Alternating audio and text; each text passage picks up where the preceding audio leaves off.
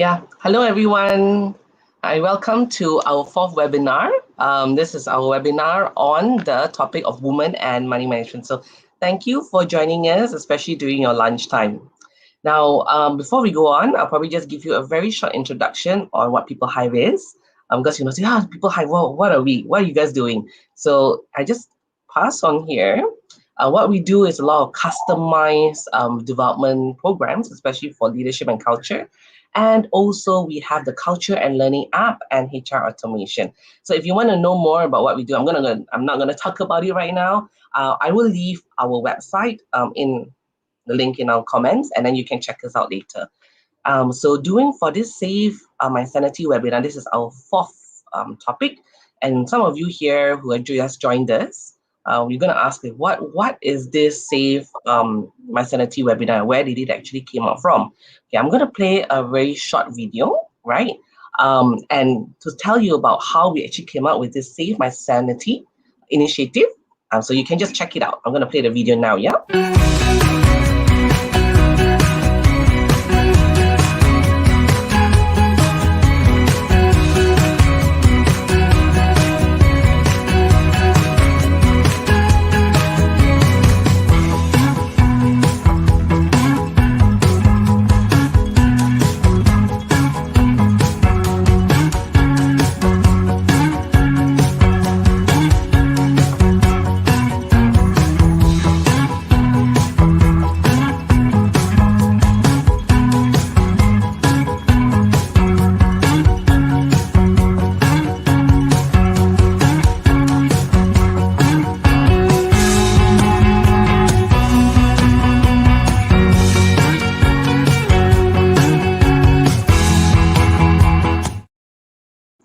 Hi, yeah, welcome back. So that's a little video to just show you on how we were started off from an initiative with working moms, and then we go on the topics that is needed.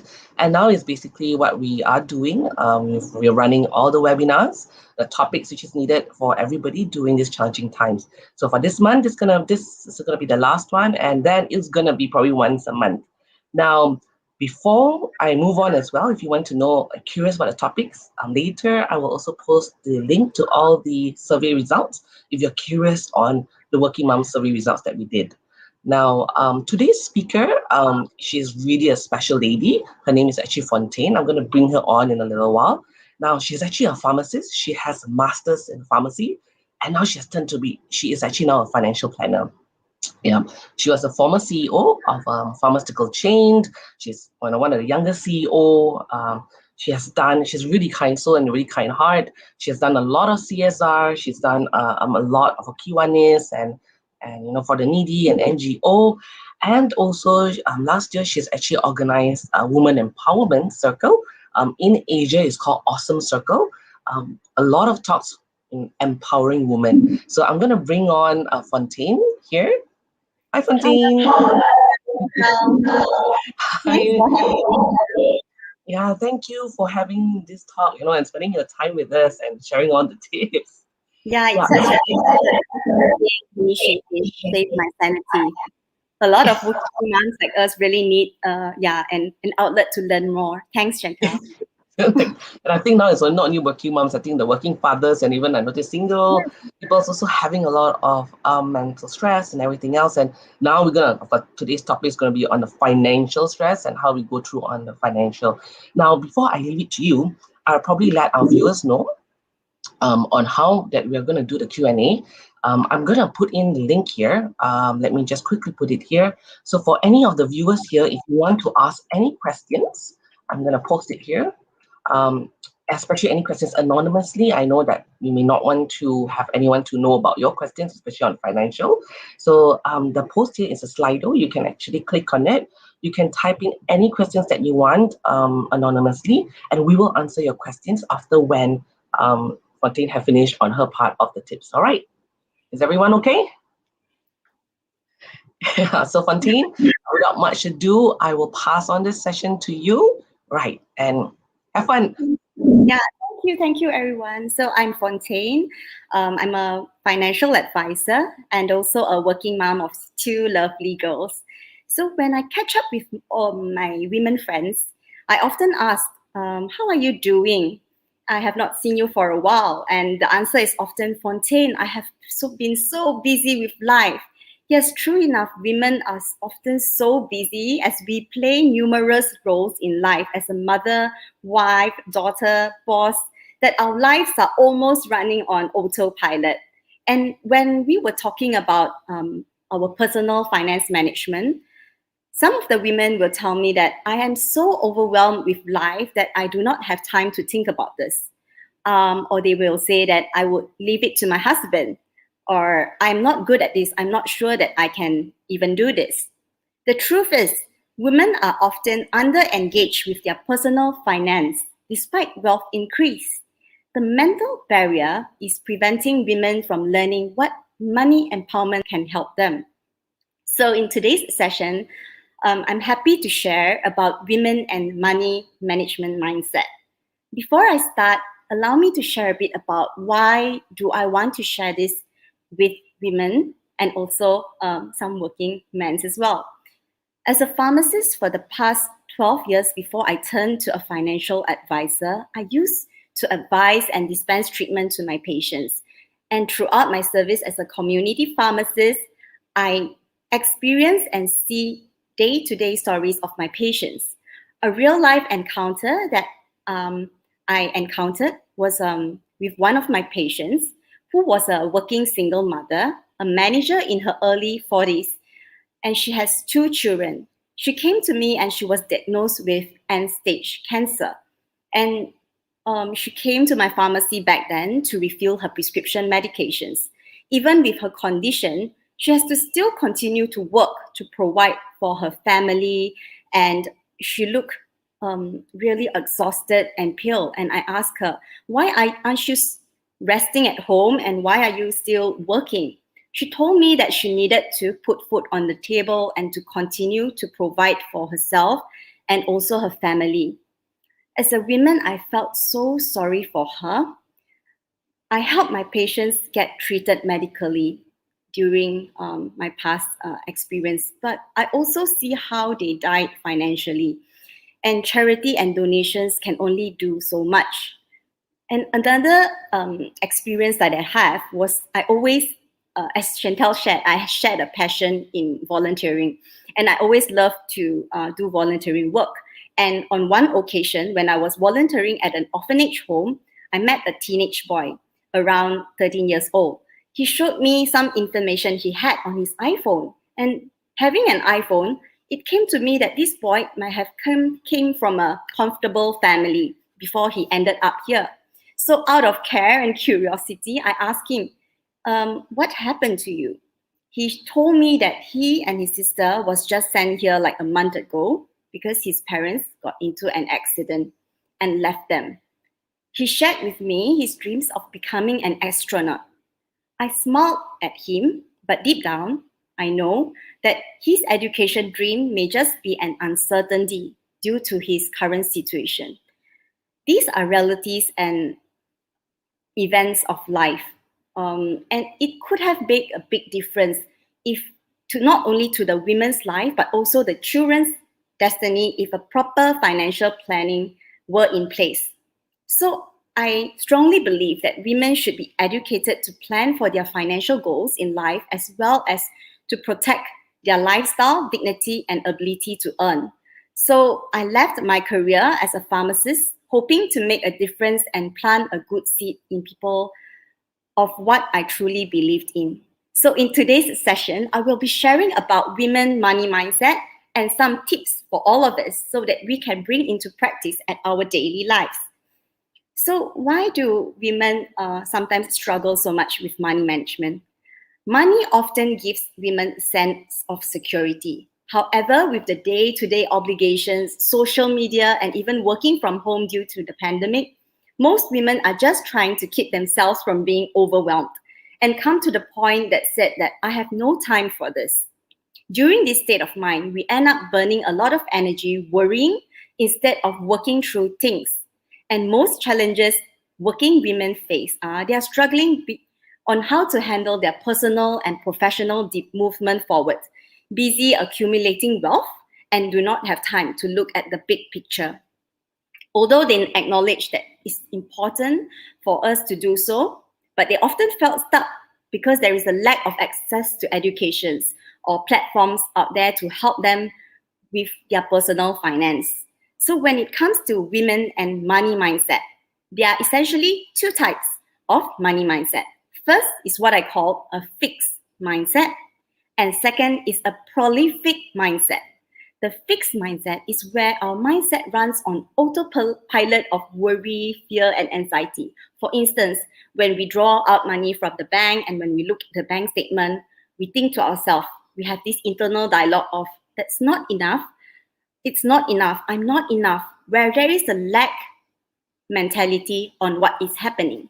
Whereas for a prolific mindset, on the other hand, it's when we look at the statement, our mindset is, okay, this is the bank statement, but where I am going from this can be so exciting and full of opportunities. And what other ways can I make my money work harder for me? A lot of people talks about tips of saving and investing, but no one talks about the behavior and mindset that needs to happen first. The prolific mindset is that money can get us to where we want to go. Money and wealth are actually empowering. It is actually gonna get us to our dreams and goals in life. When we have an open and prolific mindset, we can look at simple, small, incremental changes on our day-to-day thinking and actions. So here are some financial moves the women can look into. Know how to take care of yourself. You can be a woman that have left your career to take care of your family, or you could be a career woman that contributes mainly to the household of the family. Whoever you are, for women that have left their career to be a homemaker, I applaud you because it takes great love to take such a move. That I'm not saying that women should not rely on their spouse's income. It is truly a privilege that your spouse is earning enough to cover everyone's expenses. But what if this privilege is taken away due to some of the events of life? What I'm saying is, everyone should be prepared of the possibility that could happen in this life journey. Things can happen. Even if everything is going perfect with the relationship today, things could change 10 years down the road or 20 years down the road. What if uncertainties happen where your spouse is no longer able to bring this income back to the family? What is your contingency plan? I have seen women that have not been working for the past 15 years, and when something happens to the spouse, this woman is required to suddenly be on her own feet, and that can be quite scary. It is a blessing to be married to a caring spouse, but what if he can no longer work due to an illness, due to accident, or due to an economic situation that he's being laid off by the company? I know of a friend in her 30s and lost her husband due to an accident just recently. She leaving her with her young sons. In less than 60 seconds, she has not only lost her love of her life, but turned to a widow, but she's also possibly going to face this financial tsunami coming on her way. At least we should be in a position that we have financial empowerment to plan ahead, skills, knowledge, so that if we are required to be on our own, we can always have a choice to get back on our feet faster.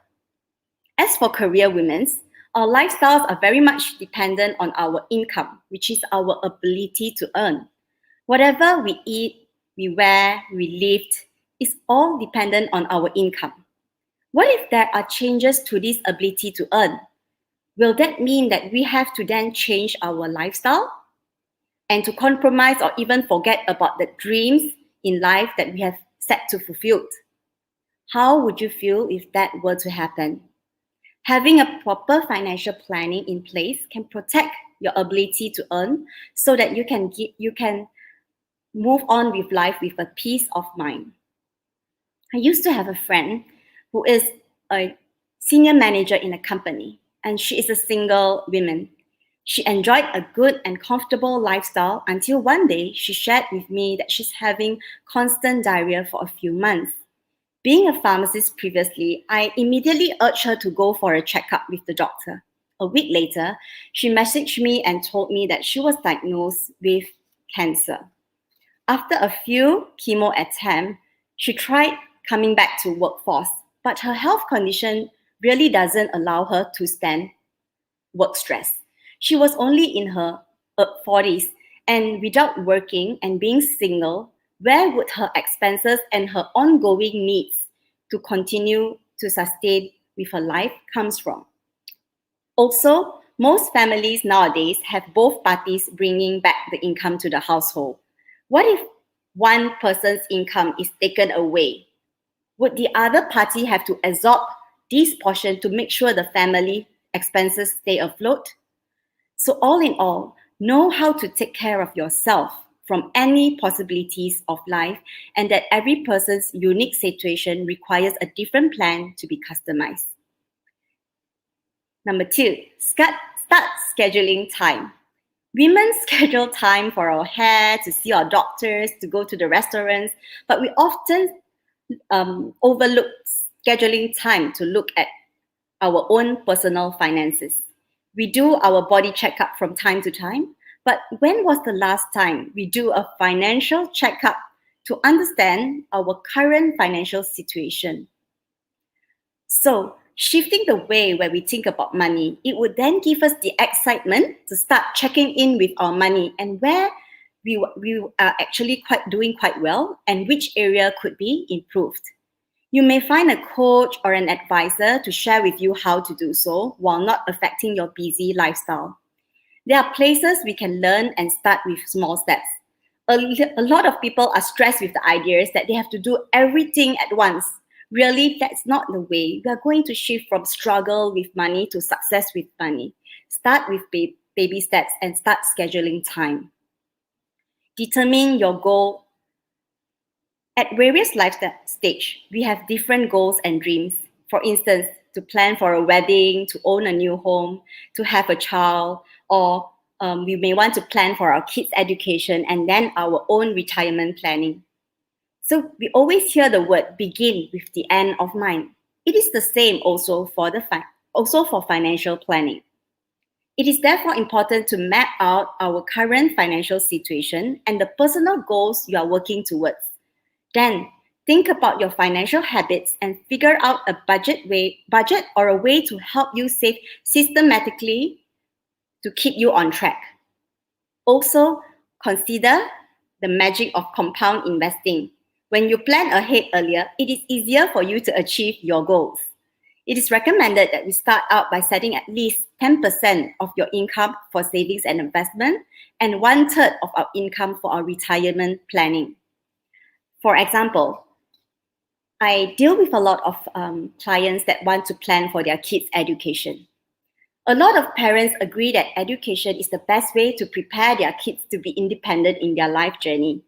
However, they fail to see the future education costs and they do not know how to calculate taking inflation into account, thinking that the amount they have set aside now is enough, only to realize that in the end, that it is not enough. And some even have to sacrifice their retirement fund to fund for their kids' education.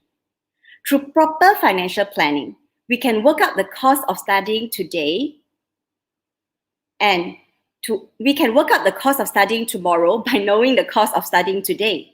By also remember to factoring the average yearly education inflation cost. This is where I can help my clients plan ahead for their children's educations. For instance, let's say a kid is 3 years old now, and this kid, the parents has an intention, a financial goal to send these kids to UK education in the next 18 years. And according to the cost of education today, 500,000 is needed. But for the future education cost, 500,000 may not be enough. So based on the financial goal amount, you can then work out the amount that you have to systematically set aside every month for this goal. So do you agree that your dreams of your child will only be dreams if you do not start saving systematically for their education? So do you have a system to ensure your financial goal is achieved? Ask yourself, whatever that you're doing today, is this amount attainable through your income? Are you ready for this? Either to adjust your income or to adjust your goals smaller. Also, another key is to start saving earlier. Let's do a scenario. If starting to save now versus to saving when the kid is at age 10. The later you start to save, the amount that we need to save gets bigger. There are also parents that start to consider this when only the kids is almost in college. And it will actually be very stressful and almost impossible to fulfill the kid's education dream at that time. So will you be able to answer to your child when it comes to the education that daddy and mommy do not have this capability to send you? So these are things that we need to consider earlier in life. So what do you think can come between a person and their income? Because our kids' education or our financial goals is also dependent on our ability to earn. So what are the possibilities that can come between us and our income? Should also be taken into account. Taking account into these uncertainties in life that could possibly defer us from our dreams by transferring this risk to another third-party account. So these will ensure that our dreams will be realized even though uncertainty happens. Creating an emergency fund. So create an emergency fund is equivalent to 3 to 6 months of our income. So during the pandemic, some people just lost their jobs and they realized that, they have been used, the lifestyle they have are actually really dependent on their income, and now it's due to the sudden loss of their income, and they realize that their emergency funds are not able to sustain them with their lifestyle. So it's always important to create an emergency funds, which is equivalent to 3 to 6 months of our income. So cash equivalents are like from our FD, savings, money market accounts that could be liquidated almost immediately or within few days when the money is needed.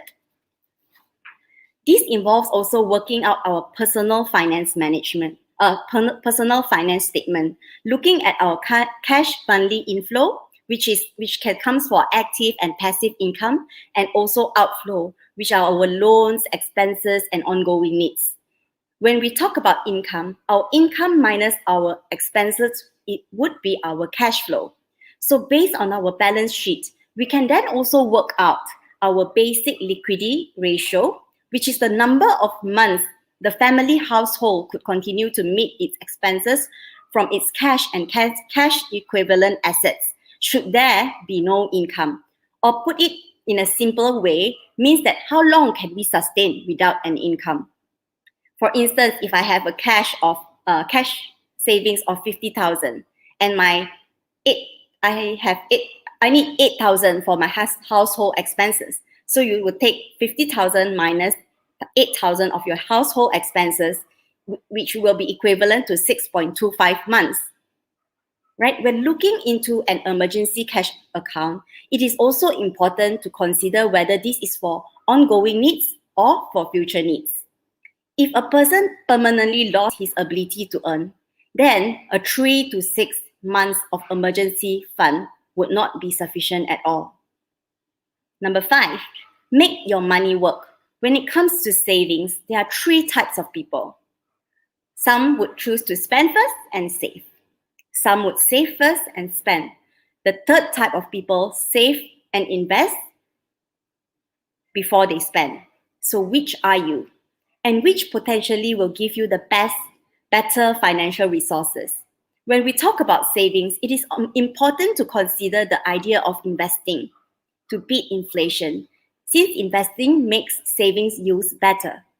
While women typically exhibit a less appetite for riskier investments, in a low interest rate environment, it's important to ensure your money is being systematically set aside and put at work so that we get the most out of it. So lastly, build confidence. As we discussed earlier, the mindset and confidence are so important to help us start empowering ourselves in this journey. I believe the primary reason for lack of confidence is simply low level of financial education empowerment. So I believe that with the change of mindset and knowing what is important for us and why is it important for us, and with the proper support and better understanding, women can become more comfortable managing their finance. There is a saying like from birth to 18, women need good parents, and from 18 to 35, women need a good look. 35 to 55, women need a good personality, and age 55 onwards, women need money. I think it is not true. I think throughout life, women need money, and financial planning is also a life planning. So start today by taking some baby steps towards our money mindset and take charge in your personal financial planning. All right, thank you, Fontaine, because this is really like a really short session as well. So to all the audience as well, I mean, I'm sure that you may have other questions that maybe Fontaine may not have covered. So please do ask any questions that you want in terms of financing, or in terms of how do you plan this. So what she has shared is just a really quite general brief on just a general financial planning. Of course, when I asked her, she's like, "Oh, it's gonna take it's a lot of things that you gotta learn if you want to really go into the details." But we have her for now, so if you have any questions on the money wise, she's here, right, to ask any questions. Now, before that as well, there is somebody who actually asked a question. Let me show here. So, how should we plan for a wedding? We need to follow the traditional Chinese wedding. As we know, Chinese weddings are expensive.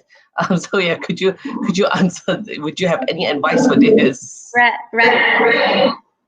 First of all, is there echo? Or is it's okay? Sorry? Yeah. Can you hear me? Okay. Yeah, I can hear First you. of Yes. all, congratulations for the one that has posed this question. I believe you and your other half are planning for the next stage of life. And in order to plan for a wedding and whether you need to follow a traditional Chinese wedding, it depends on a lot of factors from what you and your spouses believe, as well as your family.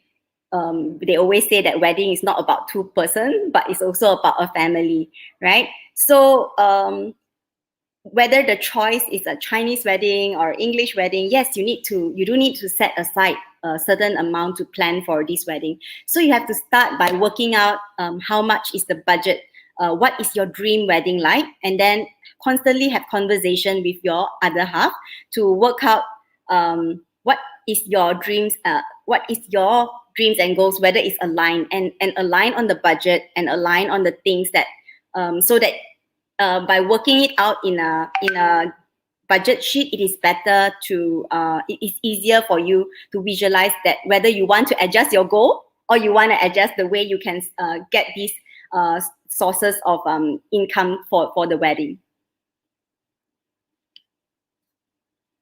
Okay, I hope that answers your question. Then probably to add on as well, because I remember when I get married, it was quite crazy. But I remember one thing as well. I think it's a trick that I learned as well is that always negotiate with your event venue. You you look at the whole event venue, make sure you also like negotiation on those things when you are going in for the wedding. But definitely you have to plan out what is needed, what is not.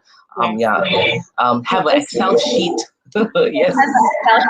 It is important to not cause yourself to be on a huge debt just for your planning for your dream wedding, because after a wedding, there's still a lot of life obligations. You may want to buy a house, raise a family.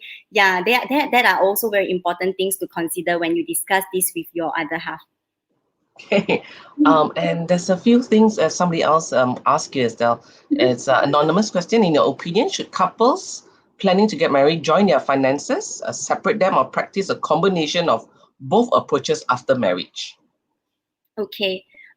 Okay, very interesting. Today, a lot of questions is about like couple. I think, yeah, it's right, because when we have finances and we are married, our finances also is a way, it is marrying our finances as well.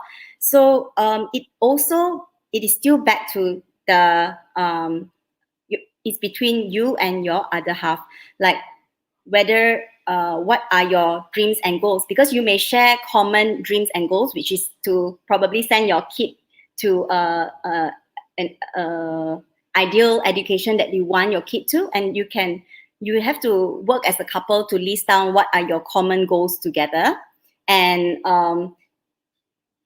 also to understand your each other's um, finances balance sheet, right? What are the debts that each other have, and what are the commitments, what are the incomes. So it's important to discuss these issues together, but I do not have exact answer for whether you should separate them or practice a combination of both, because all families manage their finances differently, but it's most importantly to have that alignment. So alignment. So I think coming back to the person who's asking this question is that for family, especially, it needs to be a lot of alignments. And I think go back to what Fontaine you were actually saying just now. You're talking about the percentage of saving, a certain percentage of saving and all. Maybe you could also share with us, like, because I was writing down, I was like, okay, we have to have just now that you mentioned that we have to have emergency funds, right? We have to have savings for the children. We have to have savings for retirement, and then 10% savings for other things. So generally, how much should we actually put aside in, let's say, when our income comes in? How much should goes to actually where? Because I hear like, this percentage is here and here and here and it's everywhere. So what would be, I mean, of course, everybody is different, but which would be the general type of percentage that people should actually save up for which area? Maybe if you can just share on that. So there is a rule of thumb, because the rule of thumb possibly don't apply to everyone, because everyone have their different needs and dreams and goals in life. Okay, so the general rule of thumb actually is to save 1/3 of your savings to prepare for your retirement, and 10 to 20% is to go to save for your kids' education. But then again, it is also, you have to identify what is actually your plan for your, to work backwards. Begin with the end in mind. Like, let's say if my education plan for my child requires that much, can I work backwards and work out like how much do I actually need to systematically put aside? Whether I can not only rely on my this source of income, is there any other source of income that could actually lead me to the goal? Because if we just look at whatever we have now, it may not be able to achieve, bring us to where we are. So if we begin with the end in mind, that we have determined what are our financial goals in life, and we can work backwards, then we will know how much that we want to systematically save aside, and which are our priorities of planning now. Okay. So you said that future-wise as well. I remember you mentioned about the inflation. So that means every year, I guess I remember that earlier we mentioned also that like 500,000 now is not 500,000 in probably about 5 to 10 years. So what would usually, for example, when we're planning on a goal, let's say we want to have the goal of, let's say 500,000 in 2035, for example. How much of, how many percentage of increase that mean that we think it's 500,000 now, but it could be like how many 100,000, let's say, in the next 15 years. I mean, every year you have to keep in order for that. Maybe if you can share.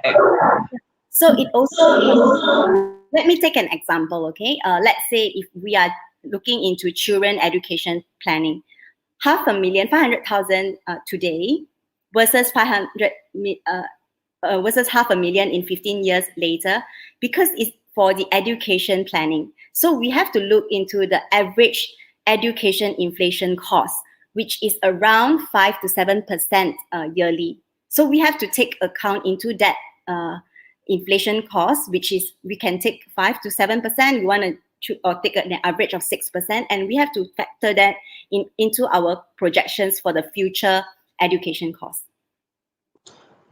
Okay, so I hear from you is 5 to 7% each year, right? Each year. So sorry. That's for education.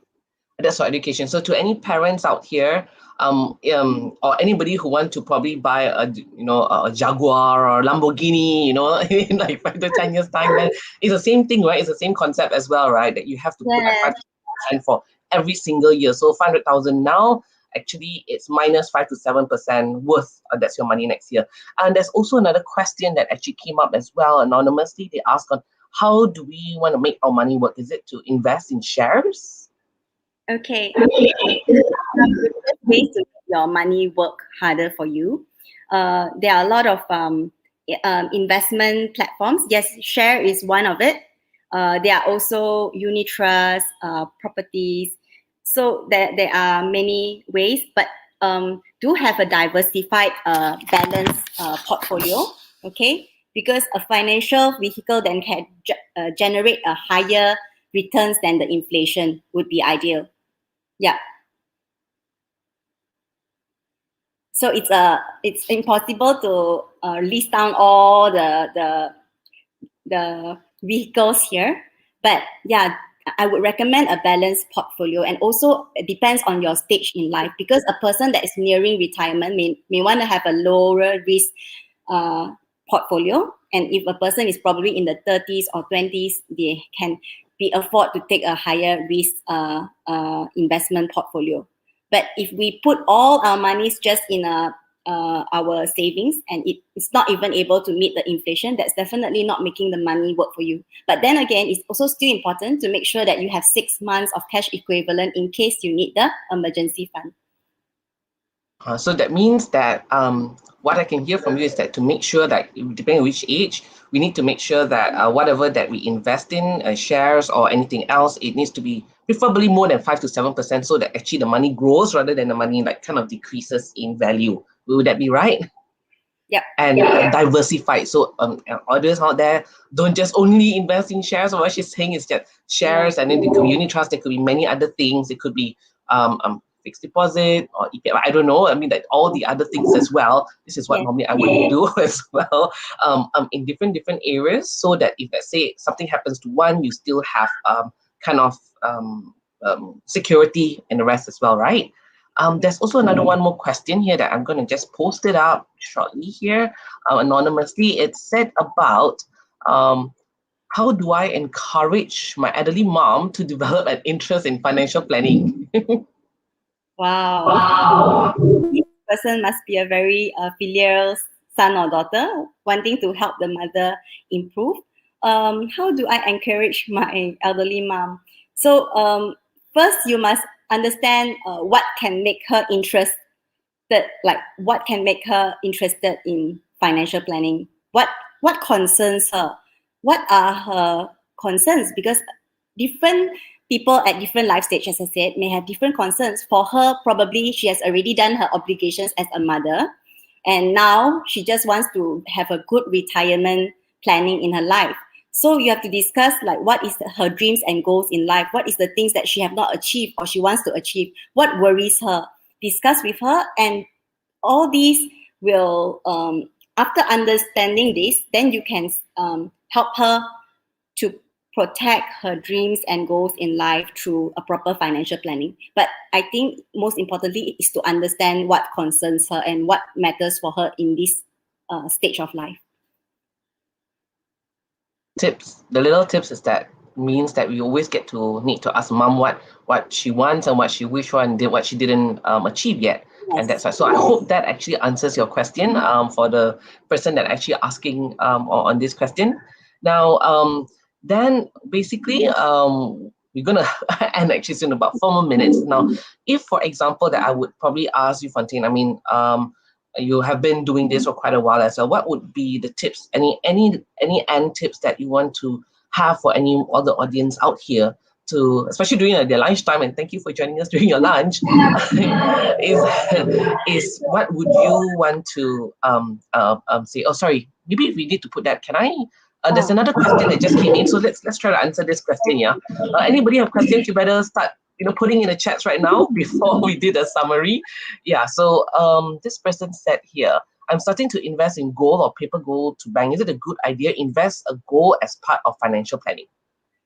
Yes, as I whatever portfolio we are looking, it's important to consider a balanced portfolio and know what you are, what is the percentage possible return. Invest in gold, is it a part of financial planning? Okay, when we look into a financial planning pyramid, right? Why do I mention a financial pyramid? Because what is the most stable structure in history? It is the pyramid, right? So when we look into a pyramid, actually the bottom is about protection, wealth protection. And the second part is wealth accumulation. And on top, it would be wealth creation and then wealth distribution. So when you have accumulated enough wealth and you would think of ways to invest and make your money work harder for you. So it is part of financial planning. Do I answer your question? And whether it's a good idea or not, it really depends on the situation and not. I won't be giving any personal takes on which stock to invest or which commodities here. Yeah. Okay, so which means that there would be is good to have, what I can hear from you is that it's good idea to have diversify. So to answer to your question, yes, you can invest in gold, paper gold, as part of your financial planning, but it's just not put everything in like the gold or the paper gold. Yeah. So I'd probably also like to share with the audience as well. So Fontaine is very much into not giving like, oh, which bank or which names. Yeah, so she is very neutral, right? So she won't go into which brands or banks and all details. But what I can hear for this person who's asking the question, yes, I mean, it's a good idea to have that a part of your financial planning, one part of your financial planning. Yeah. Yeah. So any other more questions before we will actually be summarizing? So if not, actually, I would like to actually say thank you very much to Fontaine. Just maybe if you have just like a really closing summary as well to any of our audience, what would that be? Okay. Thanks for joining us. I hope that you have some tips to bring back to practice. I think the most important thing is to discover how to shift our mindset, because a lot of us are not willing to try. But once we start to shift our mindset and we start to learn, because even for me, I was from a background of a pharmacist and I took the initiative to learn. And so once we have adopted this prolific money mindset, it is about then determining how the money can work for us. Yeah. Thank you. Okay, thank you. Now, so to the rest of our audience, thank you very much for joining us. Now, just to share with you as well, our next topic that we will have next month, it will not be a weekly session. It will be probably once a month or twice in a month. The topic will be about parenting. So for the next month, we're going to get a clinical psychologist who is a family. She specializes in family therapy. And also another topic that's for HR is the diversity and inclusion for organizations. So if you want to keep updated with us, you can follow us on Facebook and on LinkedIn, as well as just to check with you if there's any topics at all and to the audience out here that you would like to learn about. I'm putting the link there. You can just tell us what topics you'd like to know. You want to know more on Fontaine's part of financial management as well, a little more details as well, you can always let us know. We will try to actually organize another session and do. So that's basically. And if you want to have more connections with Fontaine as well, I will actually put in her link for her Facebook and also her LinkedIn. So you can actually connect with her on your own as well. If there's any other questions that you were not able to ask here, you can always ask us, or those of you who are watching the replay. Yep. So thank you very much, Fontaine, for having this session with us and sharing the tips. So thank you, everybody. And I hope to see you next month then. Take care. All the best. Stay safe, everyone. Thank you. Bye-bye.